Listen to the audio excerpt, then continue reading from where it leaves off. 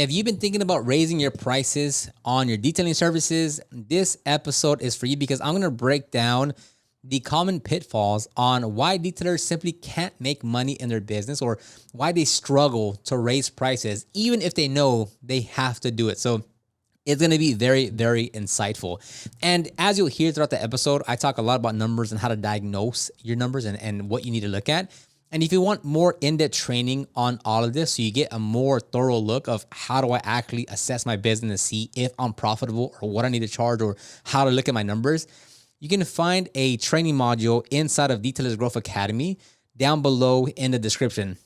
Detailers Growth Academy is my only one training platform that has all things on the business side of detailing. So marketing, sales, operations, knowing your numbers on pricing, being profitable. Like if you want to focus on the business side of detailing, that's where you want to be inside of Detailers Growth Academy. Check it out down below, and let's start this episode. So when it comes to raising your prices, do you just do it like annually? Do you have to let all your customers know? Do you raise it little by little? There's a lot of confusion when it comes to raising your prices just because it's a very quote unquote touchy subject because it's pricing. This is a big factor into how you run your business. It's going to impact your close ratio in terms of how many customers you're able to book. It's going to impact, across the board, pricing has a big impact on your business, obviously, right? So there's a lot of things that you have to, in order to get an accurate view of whether or not you need to raise your prices or how much to raise it to or how much of an impact it'll have on your business. There's a few other things you need to have in place that from the detailer that I talk to and what I see, most of them don't have that in place. So typically when we talk about pricing and raising your prices, it's typically in a mindset of fear or of confusion or of uncertainty, because you don't have a grasp on everything else in your business. So you think that, hey, if I raise the prices, my business will go down. Or if I raise these prices, I'll get less customers. Or if I raise my prices, something else will happen. And that's not a way we can operate our business, because if we operate in a sense of, if I make the decision, something uncertain will happen to me, then it's going to be very hard to do anything, because that's kind of running a business. It's doing the uncertainty, because nothing is guaranteed for you ever. I mean, nothing's ever guaranteed to anyone. Even if you have a day job, even if you have a salary-based job, like nothing's ever truly guaranteed. So there has to be you have to know quite a few other things. I mean, to do it properly, you'd want to know a few other things, right? You can always just raise your price to raise your price, but again, without having the full context of why you're raising it, sometimes when you raise the price, it's still not enough. When you raise your price, it still doesn't have an impact on your business, and that's because you don't have these other things in line. So we'll go over a few of those, and this is how you paint the whole picture of like, oh, I should have raised my prices, or oh, when should I do it, or oh, here's the impact that it's going to have. So there's never like a, hey, you follow XYZ formula and this will happen. It's kind of giving you context clues on, okay, I look at this, I look at that, I look at this. We raise our prices by this much. This is how it's going to impact our business, and so you put it into application and you actually try those new numbers and give it a go. That's when you'll truly see if it is, if it's going to have the impact that you want it to. So, and these are in no particular order. I'm just going to list out points and kind of break them down. So, as a whole, without going into the details of the pricing or anything like that, as a whole, just a blanket statement, most detailers simply aren't charging enough. Like, I don't have to go into like, hey, so what's your hourly rate? What's your employee rate? What's your productivity rate? Without knowing all of that, as a whole, most detailers are undercharging their work, because we do this because what? We want to win the work. Hey, I don't want to charge too much, because then what if I don't win the customer? So you'd rather charge less to quote unquote guarantee you get that job, and then you end up working however many hours doing X amount of work, and you get the job and you don't really make money off of it, right? Or you don't make the money that you should be based on the level of work that you're doing, right? That's the same way with that video I posted a few days ago, where I was like, hey, if you want perfection and you want a multi-step correction and you want us to chase every scratch and swirl, that'd be $5,000.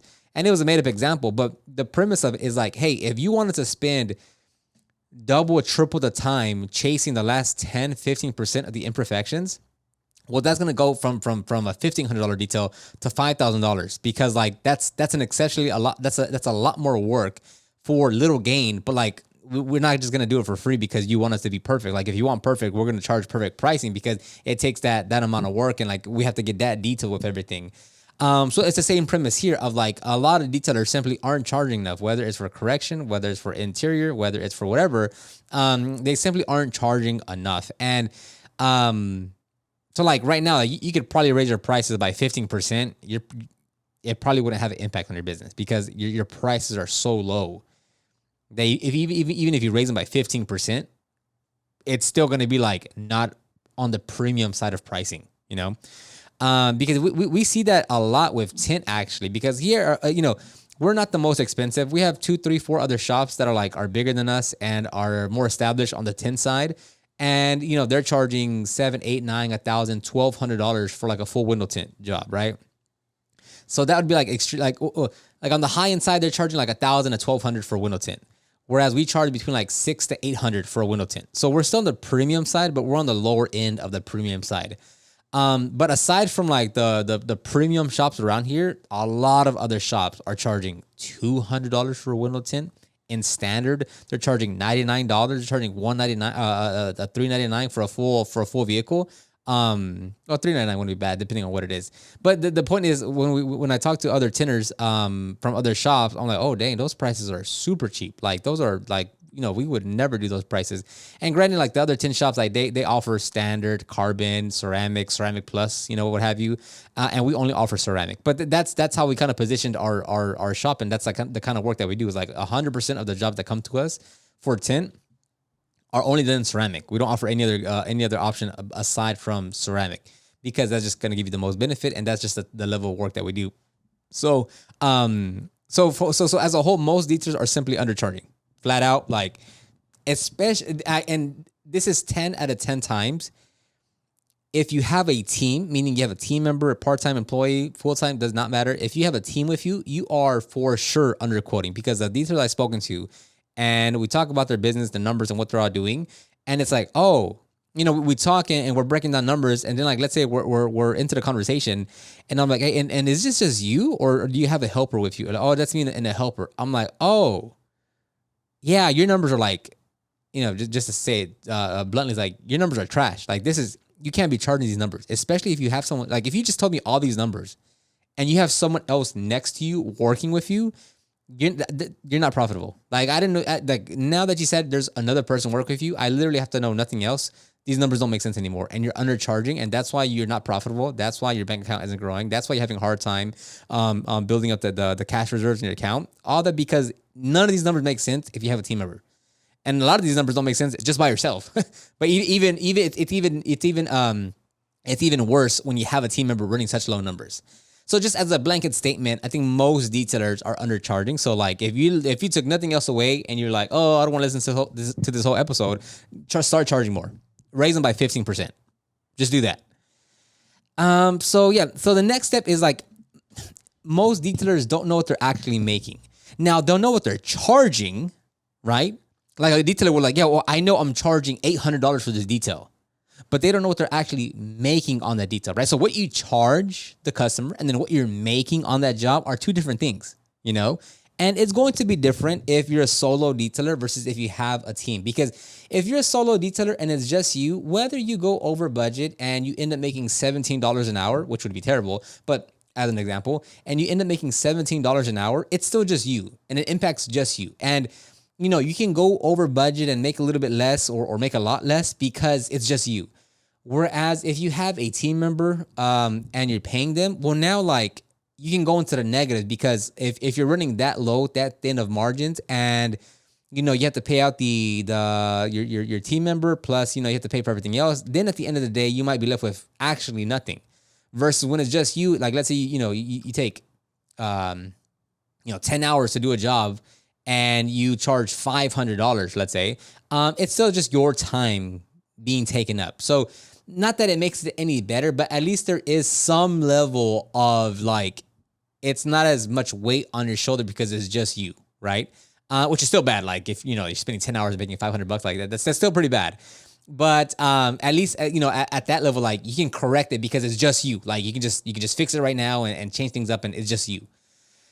So the way you're gonna know if you're actually the only way to know what you're actually making per hour is by tracking your time. And I know a lot of people are not going to want to hear this because they're like, "Oh, I don't need to do that because it's just me. Like I don't need to worry about that." And you won't track your time. But like for instance, in Jobber, right? We have everyone has it on their phone, right? Because everyone has to use it. So if we have 3 cars on the schedule, each person that works on whatever cars will clock into that specific job. So let's say that day starts at 8:30 a.m., right? Boom, everyone clocks in at 8:30 a.m. And then let's say at 8:35, we all get to the car that we're working on, right? So, I'll clock in on one car at 8:35 on job 1. And Angel will clock in at 8:35 on job 2. And then Lex will clock in on job 1 as well, 8:35. So boom, we're all working on a car. And I'm gonna get a little confused here. And then Lex finishes our part of job 1 at 11 a.m. So he clocks out of this car, goes to job number 2, and clocks in over there at 11:05 on that job. And then I keep on working until let's say 1 p.m. and then I clock out of this job. So that way now, for this day, we know how many hours were put into each job by all the team members.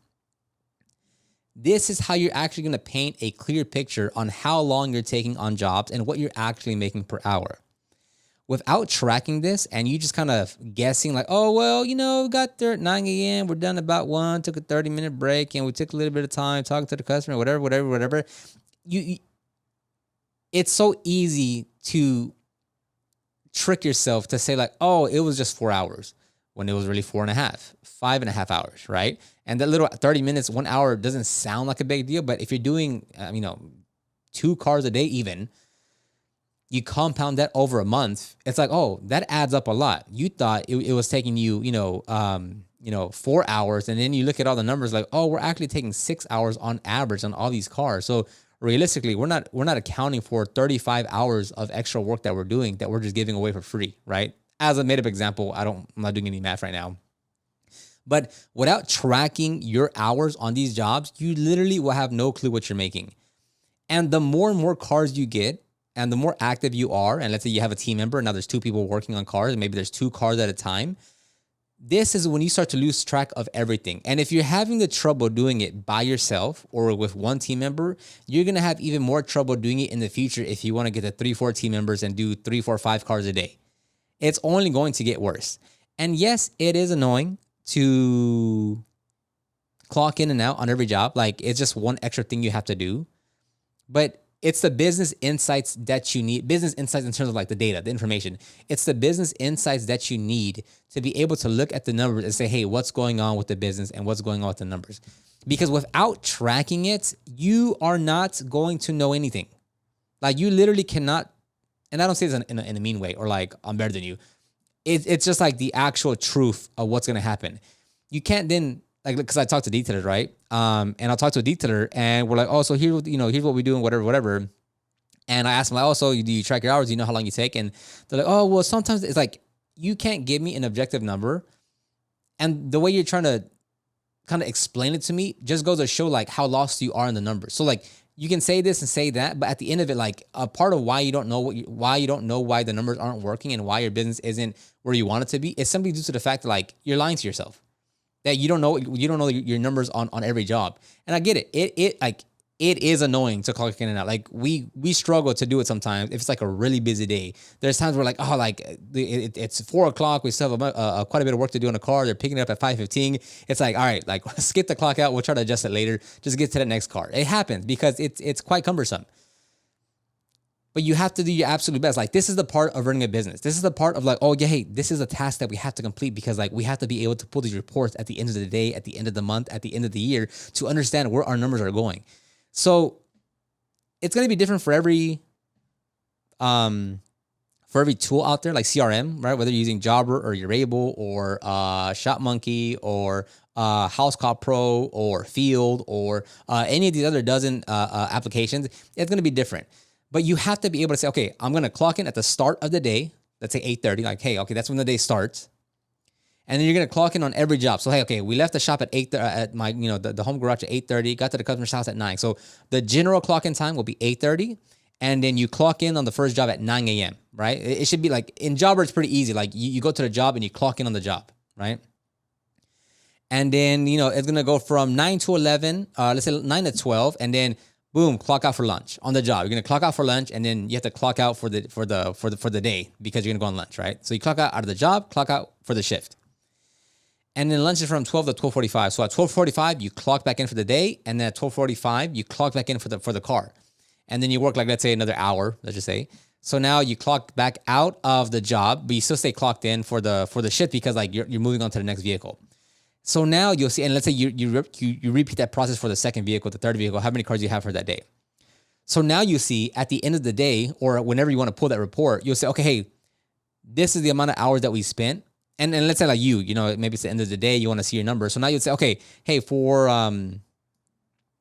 that $300 job that we did, between both of us, we clocked in, 5.5 hours on that job. So now you'll be able to see between us two, or just yourself. This could be also just by yourself.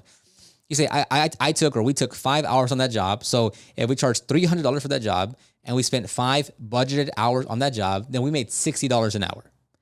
Now you're able to know what your actual effective what your actual hourly rate is on the job.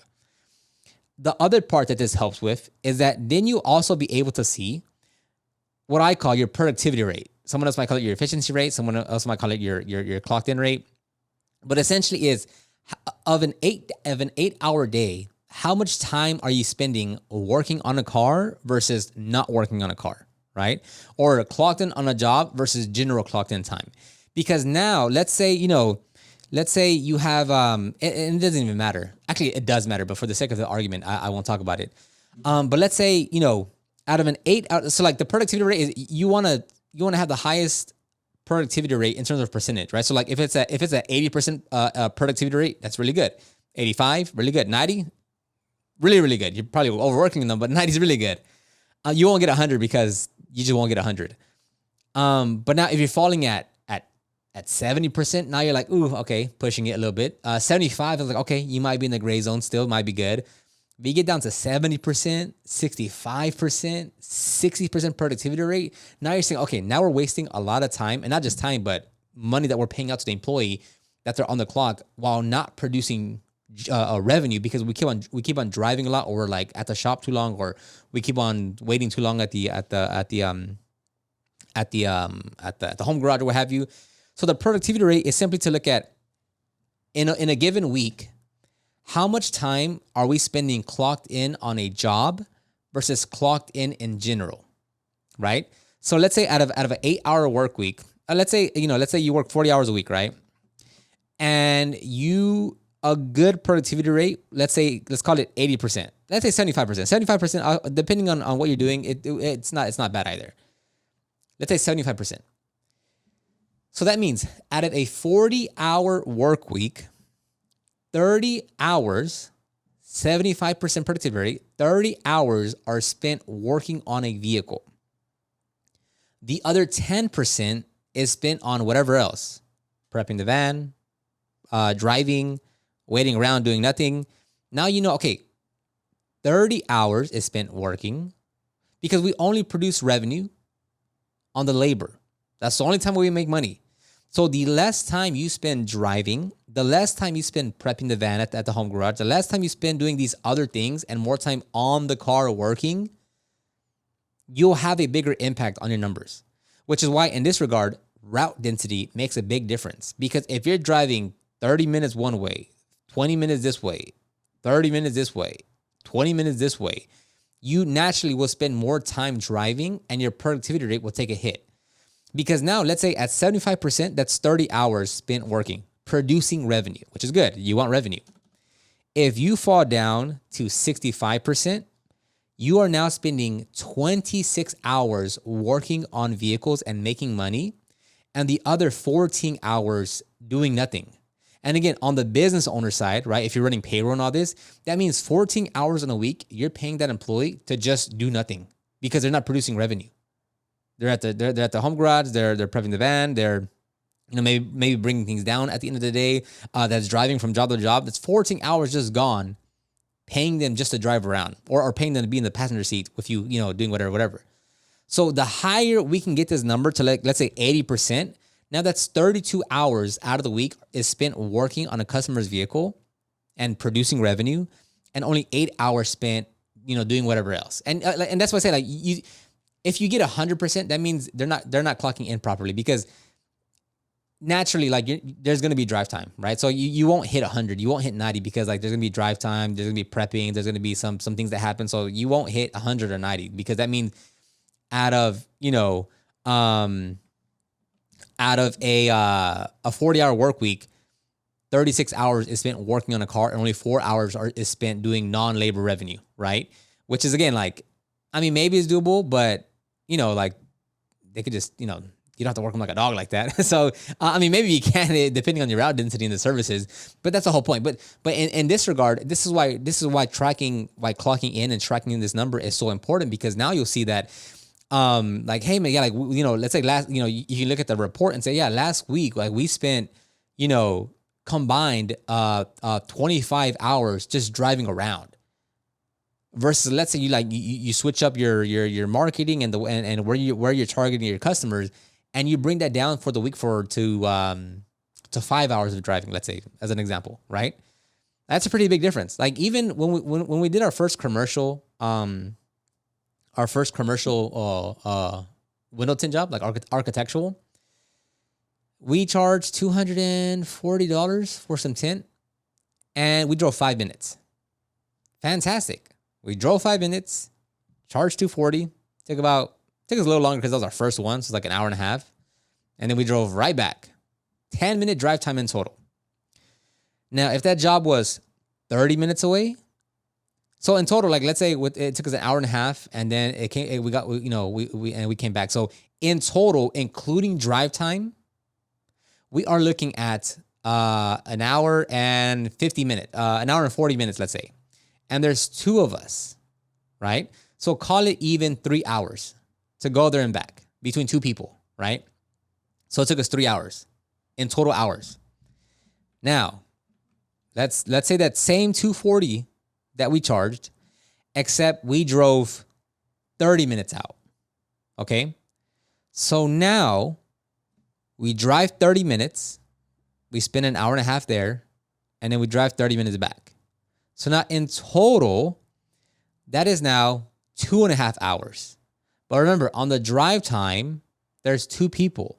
So that's 1 hour of labor going to drive there, 1 hour of labor coming back, because there's 2 of us. So 30 minutes that way, 30 minutes this way. So that's 2 hours. So now we're spending 2 hours in drive time there and back in labor, versus the 40 minutes going to the customer, or the 20 minutes. Wait, I'm sorry. This is the problem of thinking on the fly. If it was 5 minutes away. Yeah. So 10, 20. Yeah. So it took us 2 hours instead of 20 minutes to drive there and back. That's how important route density is. And that's also how important it is to track all of this. Because now when you're collecting this information and you get the business insights, I was like, oh, wow, like, that's crazy to see that, we're spending this amount of time driving instead of working on a customer's vehicle. And that's crazy now that I can see that we spent 9 hours on this job that we charged $400, but we should have actually charged $750 as an example. I'm not making any math. I'm just saying numbers out loud. So this, like, I'm saying a lot, and this is like a lot to do, but like, this is what helps navigate your pricing, understanding these numbers. Next is, and I kind of already touched on this, but you can't adjust pricing if you're not using budgeted hours. And budgeted hours is essentially saying, if you want to charge, $60 an hour, like, that's the number you want to work with. So anytime you're pricing and you're going to work on a car, that's the budget you give yourself. So I'll keep this short because I have other episodes on this. If you're going to charge $400 for a detail and you want to operate at $60 an hour, you technically have roughly 6.5 hours to complete that job, right? You have 6.5 hours. So now if it's by yourself, then you can work those full 6.5 hours. If there's 2 of you working on that car, each person can work 3 hours and 10 minutes, 15 minutes to complete that job. You both can't work 6 hours because now that's 12 hours on the job. You have to work 3 hours and 15 minutes each to complete that car in order to finish it under 6 hours and 30 minutes. Now, if you finish it within 6.5 budgeted hours, you make more per hour, right? So let's say on, what did I say? Did I say 400? Yeah, it's really hard to keep up with these numbers if I don't write them down. So let's say you finish in 5.5 hours, right? You said you originally had 6.5 hours. You finish it in 5.5. Well, now again, 5.5 in total man hours. Not like, oh, he took 5 hours, I took 5 hours. It means both of you guys took 2.5 hours to hit 5 hours, right? So now you made $72 an hour because you finished it under budget, which is good. You want to finish it under budget.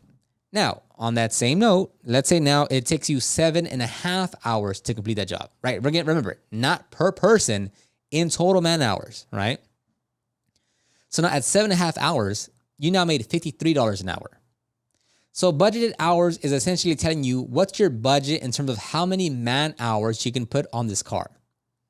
Whether it's one person, 2 people, 3 people, or 4 people, the budgeted hours needs to stay the same. So for instance, on a $1,000 detail, and you want to hit, let's change the number, $80 an hour, okay? You have 12.5 budgeted hours to complete that car. Meaning if you finish in 12.5 hours, you make $80 an hour, right? So with that 12.5 hours, if it's just you, then you can work 12.5 hours on it, right? You could start at 7 and finish at 7 p.m., right? If there's 2 of you, then both of you can work 6 hours and 15 minutes to finish it in 12.5 budgeted hours. Because 2 of you. Now, if there's 3 of you, then each person can work essentially 4 hours and like 5 minutes, and like 10 minutes, right? Each of you can work 4 hours and 10 minutes because if each of you work 4 hours and 10 minutes, that's 12 hours and 30 minutes to complete the job, right? So now, if you're working by yourself, you're working from 7 a.m. to 7 p.m. If you're working for 3 people, that job should start at 8 a.m. and should be roughly done by 12:30 p.m., right? And again, just as an example, if there's 4 of you, each person can work 3 hours and like 5 minutes to complete that job, right? So now, if that job starts at 8 a.m., it needs to be done by around 11:30 a.m. because we're still hitting 12.5 budgeted hours. The budgeted hours aren't changing if we're adding more or less people. The budgeted hours stay the same because you can't say, hey, oh, like, it's a $1,000 detail. So, hey, all 4 of us are going to get in this car and we're going to work from 8 to 2, let's say, no break, right? That's 8, 9, 10, 11, 12, 1, 2. So that's 6 hours. So if you do that if you do that with 4, again, not that there'd be 4 people working on it, but as an example, if there's 4 people working on it for 6 hours, that's 24 hours.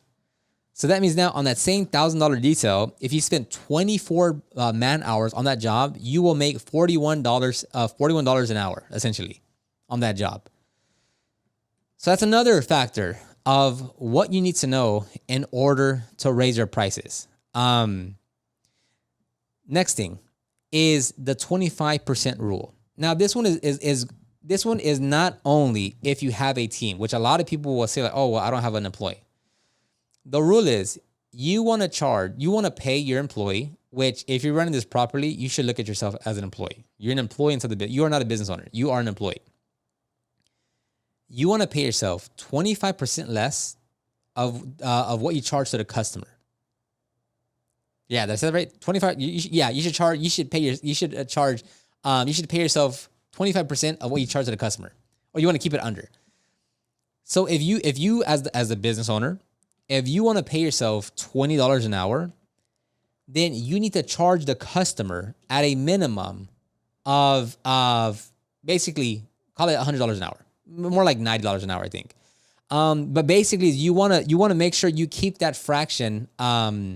You want to keep that percentage under 25%, because the issue becomes of if you let's say you want to pay yourself $20 an hour, and you're charging the customer $50 an hour. Well, now in labor costs alone, 50% of the job just goes to paying labor, which is very high. which it makes it a lot more difficult to be profitable because your labor is so expensive. Like the labor will always be the most expensive thing in your business, in any business. So you want to create more margin in that number. And if you want to pay yourself $20 an hour, if you want to pay $20 an hour and you want to charge $50 an hour, that's basically 50%. That's like 45%, right? So you want to keep it 25% or less of what you charge. So if you're charging $20 an hour, I'm getting mixed up with all my numbers. If you want to charge $20 an hour, like if you want to pay yourself $20 an hour, you'd want to charge the customer $80 an hour, and you don't want to go under that, right? Obviously, the higher the hourly rate, it'll always be better. Just kind of, as a whole, it's always better. Now, again, you say, oh, well, I'll charge $100 an hour. Like, fantastic. The issue becomes, can you get $100 an hour on every job that you do? I'm not saying you can't. We charge $130 for an engine clean that takes us 30 minutes. On some of the water damage restorations that we've done, we make $166 an hour. On the vinyl wrap that we did not too long ago, on a commercial van, we made around $140 an hour. On a lot of the tent jobs, we go between $90 to $120 $90 to $120 an hour. So it's very doable. But don't sit there and say like, oh, well, I'm gonna just charge $100 an hour on all these jobs. Well, you can charge that, but then can you actually go out and execute at $100 an hour? Because again, if you're gonna go do a maintenance wash, and you're saying, oh, I'll make $100 an hour. Well, if it's going to take you 2 hours for in and out detail, for like a maintenance detail, and it takes you 2 hours, that needs to be $200. Doesn't matter if it's a Miata that's super clean. If it's going to take you 2 hours, you need to charge $200 because that's $100 an hour. Anything less than that, and you're not at $100 an hour. So that's another rule that you want to follow when it comes to pricing. Now, the next thing that, and again, these are in no order, but the next thing that would greatly help, which again, 10 out of 10 leads that I've spoken to, don't do this. And that's tracking your close ratio. And your close ratio, or your win opportunity, however you want to call it, is essentially how many jobs do you win? And the only way you can track this accurately, not just, oh, well, I send a DM and I text people and I text them the price. That's not the proper way to do it. The only way to properly track this is you send out a quote to the leads. Not just a quote to the people that are going to say yes, because now you're misleading and lying to yourself. Because if you only send out a quote to the people you know are going to say yes, you will artificially inflate your close ratio to a higher percentage because you're only sending it to people that are going to say yes. What you would want to do is if you get 10 leads in 1 week, you send a quote out to all 10 of them. It's not about saying, oh, well, this one's not good, so I'm not going to send one up. You're lying to yourself now. You're misleading yourself. If you get 10 quotes in 1 week, if you get 10 leads in 1 week, you send a quote to all 10 of them. If of the 10, 2 of them accept, meaning you win the job, you book them in your calendar, that's a 20% close ratio, or however you want to call it. It's a 20% close ratio. If 4 people of the 10 accept the quote, that's a 40% close ratio. And as a general rule of thumb, no hard facts on this, as a general rule of thumb, if your close ratio is higher, call it 60, 70, 80% close ratio, your prices are probably on the cheaper side. Because if you're saying, hey, if I got 10 leads and I sent them 10 quotes, like to all of them, and 70% of them, meaning 7 out of 10 of them said yes, then that means your prices are pretty cheap. If your close ratio is low, it doesn't mean your pricing is high. A major factor to this is your sales process, in terms of you're not getting back to the leads fast enough. You're not sending out a professional electronic quote to your customers instantly. You're not following up on the leads. You're not communicating your services effectively. You're not calling did I say that already? I think I already said that one. But if your close ratio is high, probably means you're cheap. If your close ratio is low, it doesn't mean you're expensive. It means your sales process needs improvement. If you're operating at a 10% close ratio, that's bad. That's just far too low. Like I remember someone was telling me like, hey, if I, you know, I was talking to a detailer and they're like, you know, my plan is to run this amount of ads, spend this much, get these customers. And, you know, if I could just close 10% of those, then I'll make this much. I said, brother, 10% is red flags all over the place. You should not be, even if you're on the premium side of pricing, you should not be at a 10% close ratio. Either you're not tracking something properly or your sales process is so bad that like you are literally like just doing everything wrong, because at a 10% close ratio, that is far too low to operate at. I'd say minimum, like where everyone should be at minimum is 20%. And that's like, bro, that's minimum. Like minimum, you should be at 20. Most people could probably float between 40 to 60% depending on where you are in your business, right? But again, these are just rule of thumbs. Like you could be the most premium side detailer charging the most and still have like a 50% close ratio because like your service is so good and yet you're super expensive. But man, like this guy really knows what he's doing, or this detailer knows what he's doing, and everyone wants to go with you, right? So there's no hard fact of like, oh, you know, this equals this. No, it just, you could be super high priced and still have a good close ratio of 40, 50%.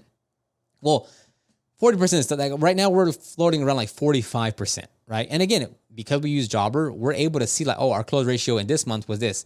Our close ratio during this season was this. Like it gives you true insight to better project what can happen in the future, or like, hey, if you change something up or change something, or you raise the prices from January to July, the prices were this, and then from July to whatever, it was something else, and you can kind of compare the close ratios. Like this is the importance of having the business insights on your side, because like you need these numbers, this data, however you say it, this data in your business in order to make better informed decisions.